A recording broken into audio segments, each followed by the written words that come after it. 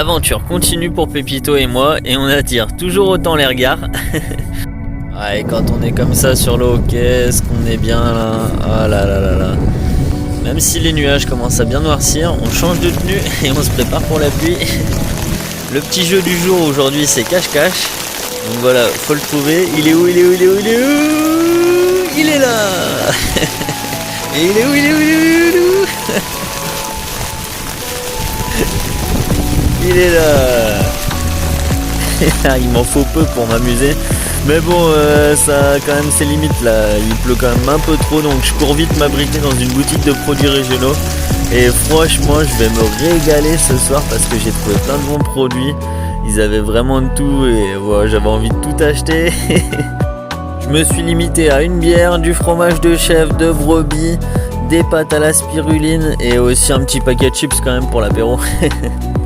Et voilà, je ressors avec plein de bons produits. Ça va toi Pépito?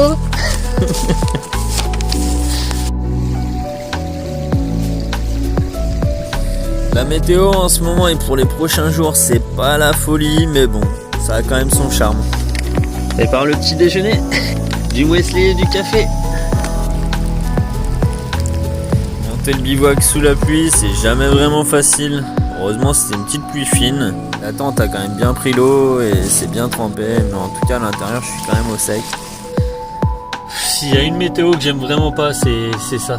C'est quand il pleut là, c'est usant parce que il y a tout qui est plein de boue. La tente, je la replie trempée tous les matins.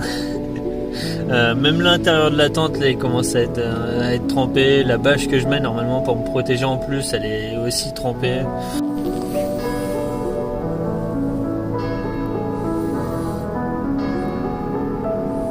Voilà. C'est vraiment une nuit de merde. Entre le clocher qui fait que de sonner et là où matelas Therma reste, les soudures qui sont en train de lâcher dans le bout.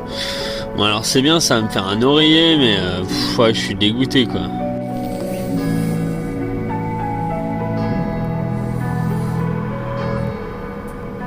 Mais le lendemain, à ma grande surprise, il fait grand beau, c'est génial, je peux tout faire sécher.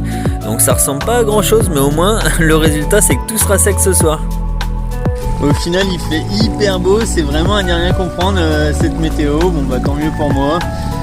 Vraiment là je profite à fond, c'est hyper reposant, hyper calme. Je suis sur le canal peinard, je bois le café tranquillement, ça j'adore. Grand soleil là, de pédaler comme ça là pour avancer, juste beaucoup de plaisir.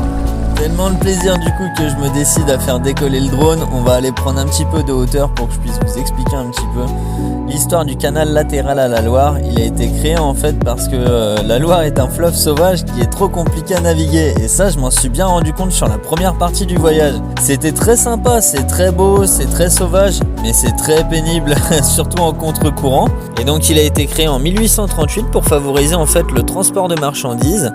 Voilà, c'était très fréquent à l'époque et il y avait beaucoup de transports qui se passaient par voie fluviale. Et on retrouve 37 écluses sur 190 km, donc c'est vraiment très très plaisant. Là justement c'est une de ces écluses qui permet de passer par-dessus l'Allier, un affluent de la Loire. C'est une rivière en fait qui passe et pour pouvoir la traverser, il y a un pont-canal. C'est juste génial pour moi, sauf que là ils ont mis des barrières tout le long, donc je peux pas me remettre à l'eau directement. Il va falloir que j'aille au bout du pont. Ça bouge pas mal, en ce moment le niveau est en train de bien remonter. La Loire a repris à peu près 1 mètre de ce qu'on m'a dit, donc voilà. Il y a beaucoup plus de courant que quand je suis parti en novembre. Et vraiment remonté au bon moment la Loire.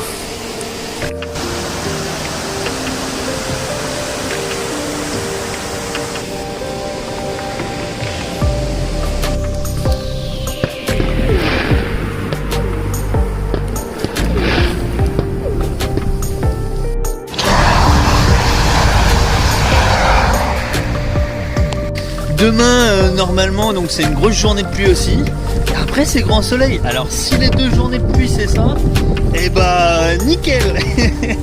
Faut pas que ça change. Non, faut que ça reste comme ça. Là, c'est juste royal. En plus, il n'y a pas d'écluse. 20 km de canal sans écluse, c'est vraiment tranquille, la détente. Je suis trop bien. Là, faut que je me dépêche de le tirer. J'ai 2 km à faire avant de pouvoir trouver un endroit, je pense, où camper. Et voilà, il y a une grosse averse qui arrive. J'espère que ça va pas me tomber sur le coin de la figure. Oh là là là là là là. Tout l'intérieur qui est trempé. Franchement, c'est terrible. En plus, j'avais le temps de monter la tente avant que la pluie arrive. Et il y a un éclusier qui est venu me parler. Je me suis dit, allez, vas-y, je lui explique mon projet comme je fais d'habitude, etc. J'ai pris le temps et je pensais qu'il allait peut-être m'héberger. Et en fait, non, pas du tout. Donc, c'est pas grave, c'est comme ça. Et j'ai quand même toujours une toile en plus comme ça à rajouter. Au cas où, en fait, que le tapis de sol de la tente il soit trempé. Et bien, au moins, je suis quand même juste au-dessus au sec.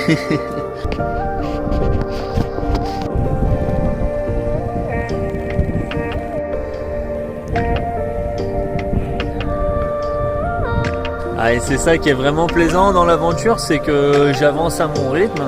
Donc là, ce matin, il a plu toute la matinée, ça ne sert à rien d'aller se mettre sous la pluie. Donc voilà, j'ai attendu tranquillement bien au chaud, et puis maintenant que ça s'arrête, je suis en train de profiter pour faire sécher la tente. Comme ça, ce soir, ce sera sec, je pourrai me remettre au chaud. Bon, du coup, ça va pas sécher bien longtemps, mais c'est pas grave, ce qui est pris est pris, et moi au moins je suis équipé, donc maintenant je peux y aller sous la pluie, là, il n'y a plus de problème.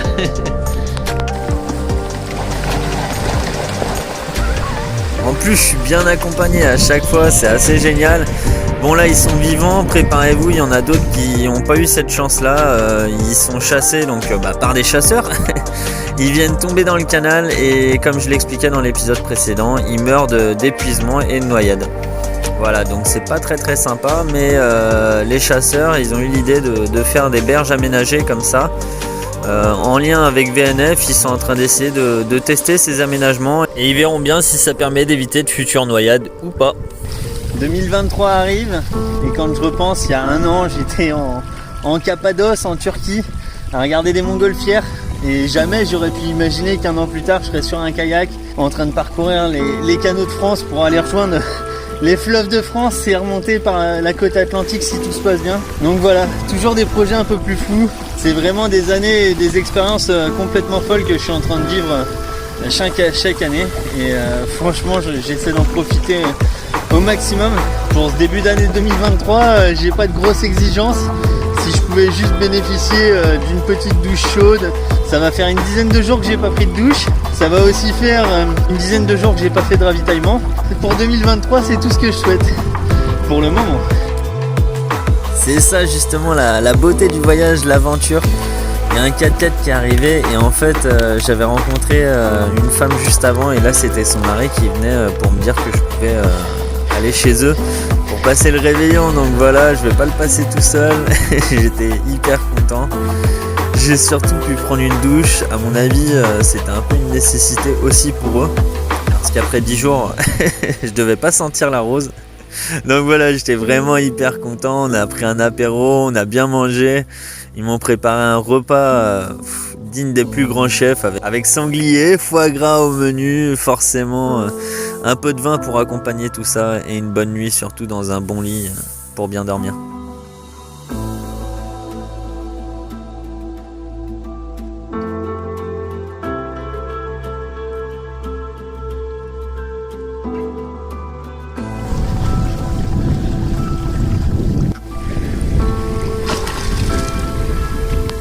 Juste de l'autre côté là, c'est la Loire qui remonte là comme ça. Voilà. Et moi, je suis sur le canal latéral à la Loire encore pour une vingtaine de kilomètres. Et bientôt, ce sera terminé. Comme on peut le voir sur la carte, des fois, le canal latéral à la Loire vient presque toucher la Loire. Mais après, voilà, ça se sépare à nouveau avant de se retrouver encore une fois.